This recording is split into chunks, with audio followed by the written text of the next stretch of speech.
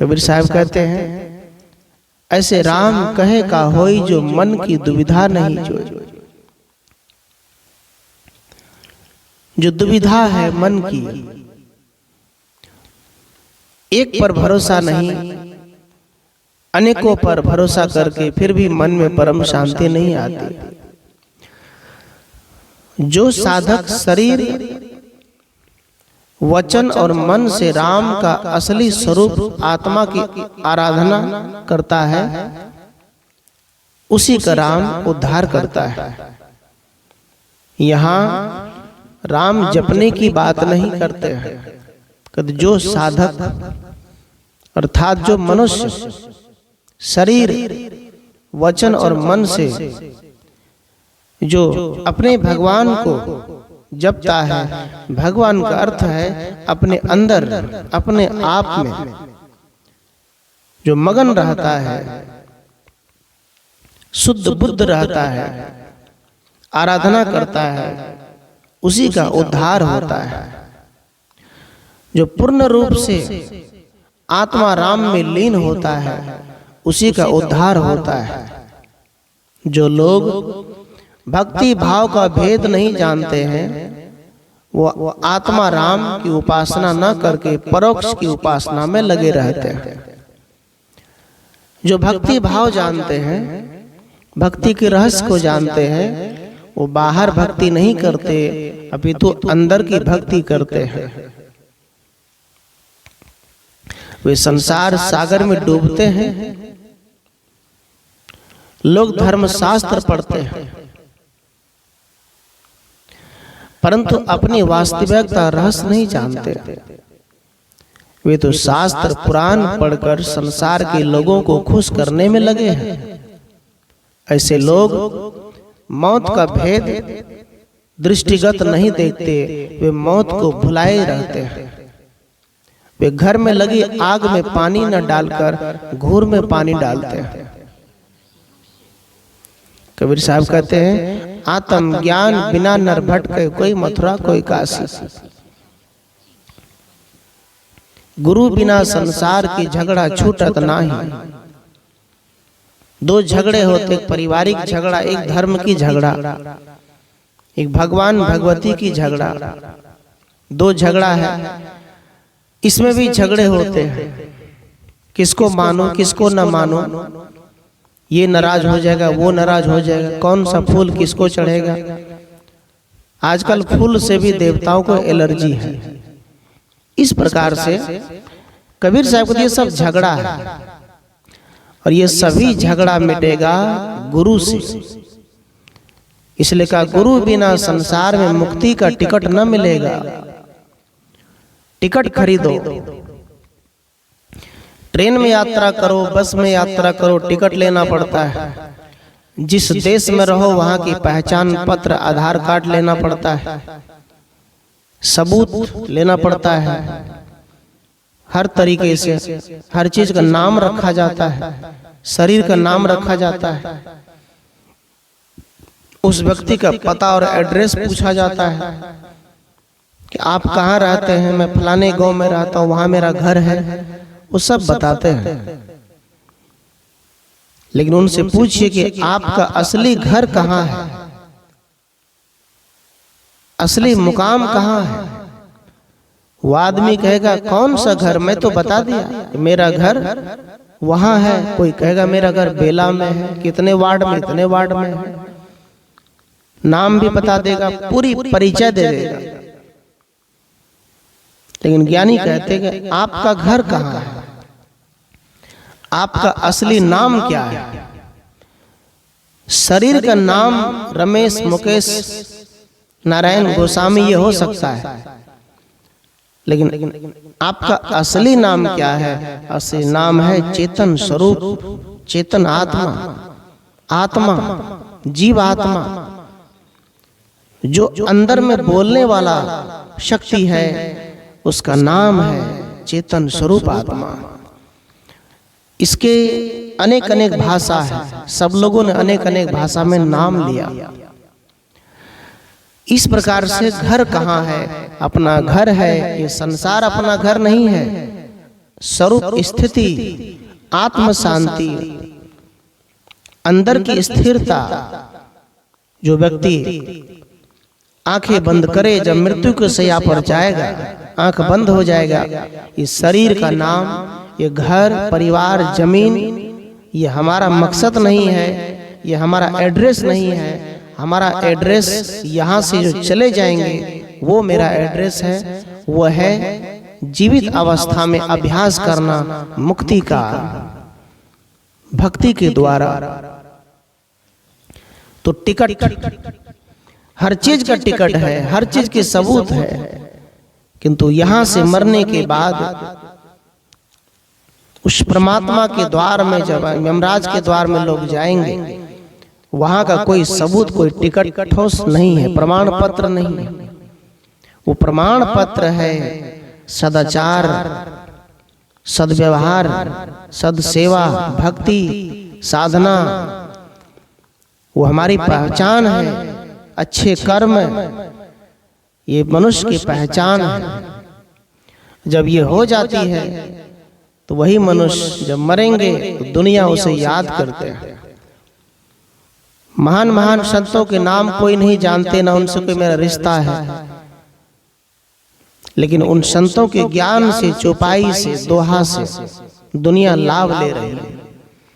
इसलिए सज्जनों, टिकट जरूर कटा लेना। वो टिकट है कान में गुरु का मंत्र लेना और गुरु की बताए रास्ते से चलना, अपने जीवन का उद्धार करना। ये टिकट है। चाहे कहीं भी रहो, खेती किसानी करो, परिवार के साथ रहो, लेकिन ये टिकट, इस कान को शुद्ध कर लेना, आंख को शुद्ध कर लेना, आत्मा को शुद्ध कर लेना, विचार को शुद्ध कर लेना, ये हमारी टिकट है। और ये टिकट हमें स्वर्ग के रास्ते तक ले जाते हैं। वो स्वर्ग क्या है? वो जीवित अवस्था में अपने घर परिवार में ही वो स्वर्ग हो जाता है। इसलिए कहते हैं, घर में लगी आग में पानी डालकर वो बुझाते हैं घुरा में। इसी प्रकार से कहते हैं कि जैसे लोग के घर में आग लग गई और उसे कहा बुझाओ, तो द्वार पे घुरा में पानी डाल रहा, आग में पानी नहीं डालता घर में, तो घर की आग कैसे बुझेगी? ऐसे ही लोग के अंदर में अज्ञान है, अंधकार है, अंदर में वो भक्ति और ज्ञान की आग नहीं लगाता है। बाहर यहाँ दौड़ता, वहां दौड़ता, सोचता है कि वहां से ये मिलेगा, वहां शांत हो जाएगा। नहीं हो सकता। कर्म योग, ज्ञान योग, ये दो ही रास्ते हैं मनुष्य को सुखी होने का। कर्म योग करने से, कर्म के द्वारा हमें शरीर का सुख प्राप्त होता है, और ज्ञान योग से, ज्ञान योग से मन को शांति मिलती है। इस जीवन में मधुरता आती है, स्वर्ग आता है। इसलिए कर्म योग, अपने शरीर से कर्म करो और मन से, आत्मा से, शरीर से फिर ज्ञान प्राप्त करो। यही सुखी होने का सच्चा रास्ता है। कबीर साहब कहते हैं, हे भाई संतों सुनो, जो आत्मा राम सबके प्राणों का आधार है, उसे लोग हंसी मजाक के लिए खिलौना बनाते हैं और इस अपने भोलेपन पर कोई विचार नहीं करता। यदि कोई कहा जाए कि आत्मा राम का भजन करो, तो ये कहेगा नहीं, ये तो भगवान राम को नहीं मानते, मजाक उड़ाते। आत्मा राम का भजन का मतलब है वो आत्मा जिस परिवार में रहते उस सबके अंदर है, और वो आत्मा का भजन है सभी परिवार में सुधार, बोली बानी, खान पान, प्रेम, सेवा, दया, एक दूसरे की देखभाल। ये क्या है? आत्मा का भजन है। ये व्यवचारिक जो दिनचर्या है, इनको भी निभाना चाहिए। कहते लोग राम का जाप नाम लेकर नाच कूद और खेल तमाशे करते हैं। कबीर साहब कहते हैं ये राम भक्त नहीं हो सकता और उससे अपना उद्धार मानते हैं। वस्तुतः घट घट दृष्टा चेतन ही राम है और यही सबके प्राणों का आधार है। सारा मोह छोड़कर आत्मा राम में लीन होने से ही मानव का कल्याण होगा।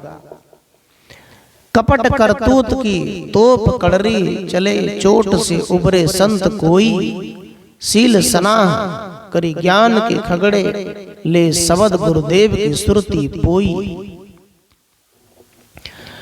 कबीर देव कहते सबके मन में भोग सम्मान पाने की इच्छा रहती है, इसलिए सबके भीतर कम वेश कपट करतूत की कठोर तोप चलती रहती है।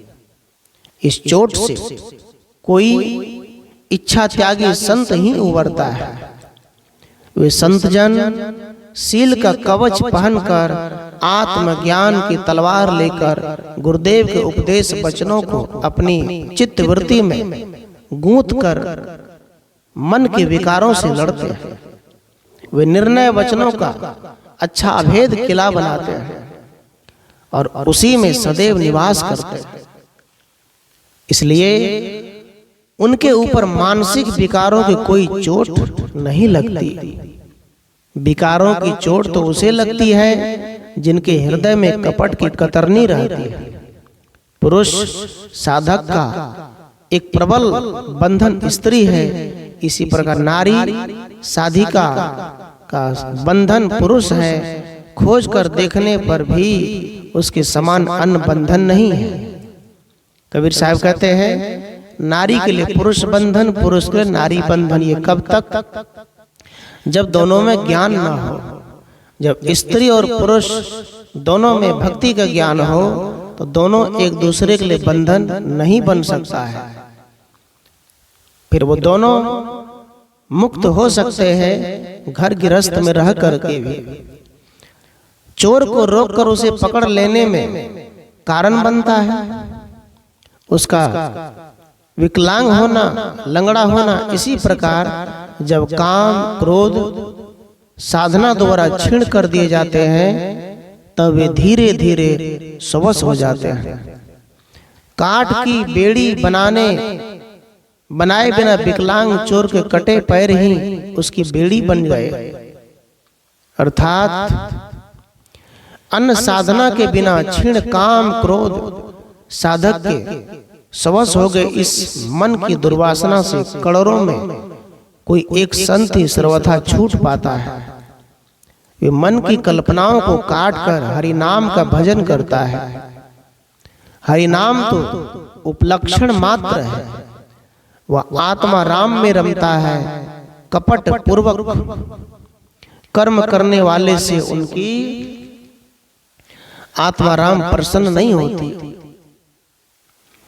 जो कपट करते हैं उनसे कोई खुश नहीं होता। सभी साधु संतों के निष्कपट एवं सच्ची रहनी से ही प्यारी लगती है। साधक को चाहिए कपट को त्याग कर सरल बने और त्याग का दिखावा न करके सच्चे अर्थ में त्यागी रहे, तो आवागमन के चक्र से पुनः नहीं आएगा। कबीर साहब कहते हैं कल्याण चाहने वालों एक सच्चाई को ग्रहण करो। वेद और किताब एक सत्य का ही वर्णन करते हैं।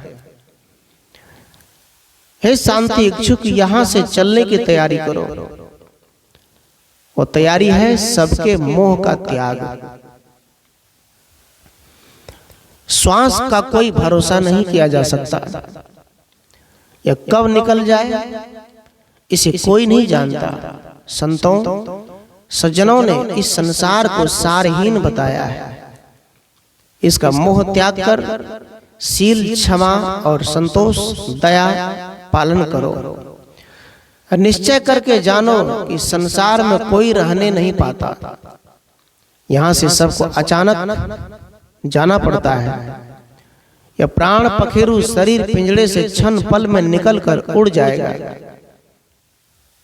कबीर साहब कहते हैं कि खाते पीते उठते बैठते और जागते सोते हर समय परमात्मा में ध्यान करो, कथन स्मरण करो। काहू से नेह न करियो, नेह किए निश्चय ही सभी बिनु पावक ही जरियो। ऐसा ज्ञान विचार के हरि माही विचारियो, झूठा जग को मिलन न हो, मिलन बंधन परियो। कहे कबीर सुनो हो संतो निज नाम उजरियो। हे शांति साधक, कहते हैं किसी से मोह मत करना। मोह करने से निश्चय ही बिना आग के सब प्रकार से जलना पड़ता है। यह जगत राग अग्नि रूप है, इसमें पैर जल जाते हैं। सज्जनों, मोह का अर्थ ये नहीं समझना कि जैसे किसी ने शादी कर लिया, किसी ने परिवार बसा लिया, किसी ने घर बार बसा लिया, मोह हो गया। किसी ने पैसे कमा लिया, किसी ने घर बना लिया तो मोह हो गया। उसे मोह नहीं कहा जाता।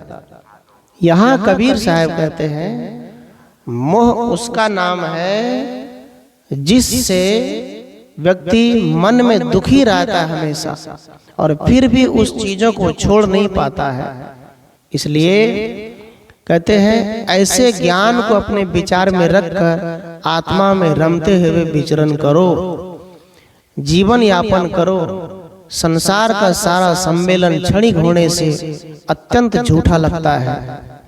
कबीर साहब कहते हैं यहाँ तक संसार का मिलान या संबंध होता है, इसमें यदि सावधान न रहे तो राग या द्वेष बनकर बंधन में पड़ना होता है। इसलिए हे कल्याणार्थी, मोह का बंधन काट कर निर्बंध हो जाओ और सद्गुरु के बताए ज्ञान पर चलो और ज्ञान के अमृत पियो। संसार में कहीं स्थिरता नहीं है, देखते रहो। जिस समाज में रहते हैं 20 साल 30 साल 50 साल हो गया, कुछ तो नहीं बदला, वैसा का वैसा है। इसी तरह संसार चलते रहेंगे, सब मरते चले जा रहे हैं। कबीर साहब कहते हैं संतों, अपने इष्ट का नाम लो, नाम जप करो, आत्म स्थिति में रहो। काया नगर अनूप देख मन भावी। कहते शरीर, मानव शरीर अनोखा है, इसे देखकर मन को बड़ा अच्छा लगता है। इस काया नगर में 5 ज्ञान इंद्रियां, 5 सखियां बसती है। इनका उपयोग, इनका दुरुपयोग तो सब करते हैं, परंतु इनकी महत्ता तो ठीक से पहचान कर इनका सदुपयोग कोई बिरला करता है। 5 सखियां के साथ 25 प्रकृतियां भी रहती हैं। इतना ही नहीं, इनके साथ सत, रज और तम, ये 3 गुण भी देखे जाते हैं। तीनों गुण बड़े प्रबल हैं, जो इस शरीर में अपने खेल दिखाते हैं। इस प्रकार 5 ज्ञान इंद्रियां, 25 प्रकृति और 3 गुण सब मिलकर 33 होते हैं। ये सब बड़े प्रबल हैं। इस शरीर में बड़ा द्वंद्व मचाते हैं। इनके झमेले में पड़ा मन रात दिन 5 विषयों में दौड़ता रहता है, और उसे काम, क्रोध, अहंकार की क्रिया ही अच्छी लगती है। इस प्रकार इन सब के बीच में उलझकर मन बड़ा दुखी होता है, चंचल होता है, इसलिए वह पकड़ में नहीं आता। याद रखो, मरण को पूर्ण रूप से जीत लिए बिना मुक्ति लाभ कभी नहीं हो सकता है। जो मनुष्य जीवित अवस्था में अपने खान पान, मन, वाणी, अपने जीवन आचरण, दिनचर्या को सुधार नहीं किया, वो मरने के बाद किसी भी पुराण की पाठ पढ़ने से उसकी मुक्ति नहीं हो सकती है। जिन्होंने जिंदा में जीवन को ठीक नहीं किया और जिंदा में जीवन को मुक्त नहीं किया। जो मनुष्य भक्ति रहित है, जो मनुष्य भक्ति के बिना है, उनका मन वश में नहीं हो सकता है और वे सदैव दुख पाते हैं। जो सच्चे दिल से भक्ति करते कल्याणार्थी है, अपने हृदय में क्षमा, शील, दया, सुमति रखते हैं, कुबुद्धि और कुसंग को दूर करते हैं और सदैव मुख से सत्य बोलते हैं, वे अपने चित्त को सद्गुरु के चरणों में लगाए रहते हैं, भक्ति में रहते हैं, स्वरूप स्थिति रूपी राम में रामरस पीते हैं। ऐसे उच्च साधक बड़े महान तपस्वी होते हैं, सतलोक में पहुंचकर वास करते हैं। कबीर साहब कहते हैं, निष्काम निर्वाण निश्चित होकर जीना जीवन मुक्ति है, और ऐसे जीवन का शरीर छूट जाने पर अपने आप में शाश्वत शांति रह जाना ही विदेह मुक्ति है। यही सतलोक निवास है, यही मोक्ष में विराजमान है। सज्जनों, लोग ऐसे कहते गंगा लाभ, मरने के बाद बेटा मुझे गंगा में ये करना दाह संस्कार, इससे क्या, कहते गंगा लाभ कर देना। याद रखना, ये सारी भ्रांति है। मनुष्य को ज्ञान की तरफ जो बढ़ जाता है वो सबसे बड़ा गंगा हो जाता है, और ज्ञान ही गंगा है। जिस मस्तिष्क में ज्ञान नहीं है उस व्यक्ति को कितना भी गंगे में 10 बार डुबाओ निकालो, डुबाओ निकालो, उस व्यक्ति को कोई लाभ नहीं हो सकता है। जिसने मस्तिष्क में ज्ञान भर लिया, भक्ति भर लिया, अच्छे विचार भर लिया, वो सदा ही जय जयकार उनके होंगे। बोलिए सद्गुरुदेव भगवान की जय।